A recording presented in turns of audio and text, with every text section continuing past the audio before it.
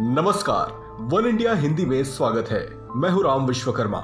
श्रीलंका आज जो दुर्दिन देख रहा है, उसे लेकर दुनिया भर के देश केस स्टडी या सबक लेते दिखाई दे रहे हैं कि किसी देश को चलाने के लिए क्या नहीं करना चाहिए और श्रीलंका सरकार की ऐसी कौन कौन सी भूलें हैं जो कभी नहीं करनी चाहिए। श्रीलंका के इस हाल तक पहुंचने के पीछे के कारणों को टटोला जा रहा है और समझने की कोशिश की जा रही है कि श्रीलंका सरकार की इतनी बड़ी नाकामी के लिए आखिर कौन कौन से फैक्टर जिम्मेदार हैं। इस बीच श्रीलंकन मीडिया में इन दिनों राजपक्षे नाम की खूब गूंज है। राजपक्षे श्रीलंका में वो पॉलिटिकल सरनेम बन चुका है जो यहाँ के राष्ट्रपति का सरनेम है, जो यहाँ के प्रधानमंत्री का सरनेम है।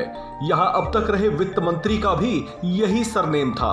और तो और श्रीलंका में अब तक 11 मंत्रालयों में भी राजपक्षे सरनेम वाले लोगों का ही बोलबाला था। ऐसे में सवाल आपके मन में भी उठ रहा होगा कि आखिर ऐसा कैसे और एक ही सरनेम वाले इतने लोग यहाँ इतने ऊंचे ऊंचे पदों पर कैसे आसीन रहे। दरअसल श्रीलंका की राजनीति में जबरदस्त परिवारवाद हावी रहा है। राजपक्षे परिवार का दबदबा यहाँ की राजनीति में देश को मिली आजादी के बाद से ही कायम रहा है। ये हालांकि कोई राजघराना तो नहीं है, लेकिन राजपक्षे कुनबे का राजनीतिक रसूख ऐसा रहा है कि वो खुद को यहाँ की राजनीति के केंद्र बिंदु में रखते आए हैं। यहाँ राष्ट्रपति के पद पर गोतबाया राजपक्षे हैं। इन्हीं के बड़े भाई देश के प्रधानमंत्री हैं, जिनका नाम है महिंदा राजपक्षे।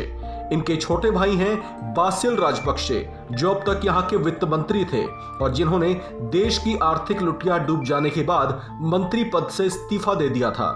जबकि 11 मंत्रालयों के साथ साथ राष्ट्रपति और प्रधानमंत्री सचिवालय तक में राजपक्षे सरनेम वाले अधिकारी भरे पड़े हैं, जो आपस में किसी न किसी ढंग से पारिवारिक संबंधों से जुड़े हुए हैं।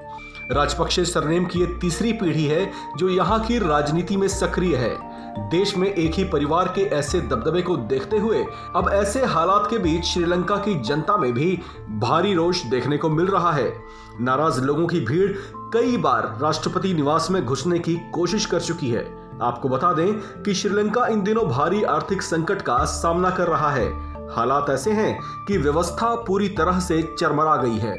महंगाई इस कदर बढ़ चुकी है कि फलों के दाम 1000 रुपए तक पहुंच गए हैं, तो वहीं लोगों की रोजमर्रा की जरूरतें भी पूरी नहीं हो पा रही हैं। इन सबके बीच देश में उग्र प्रदर्शन देखे जा रहे हैं।